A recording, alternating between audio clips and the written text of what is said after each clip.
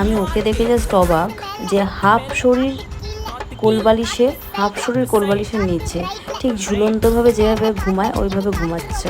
মানে আমার অবাক লাগে যে আমি জানি না কার কার বাড়ির পেট এইভাবে ঘুমায়। ওকে দেখে আমি অবাক হয়ে যাচ্ছি, ওর ঘুমানোর পোজগুলো এক একটা মানে অদ্ভুত। এত বড় খাট থাকতে এত বালিশ বিছানো আছে, ও ঠিক এই জায়গাটাতে আর এই মশারিগুলো এলোমেলো করেছে জাস্ট এখানটা শোবে বলে। এইভাবে কে ঘুমায় তোমরাই বলো।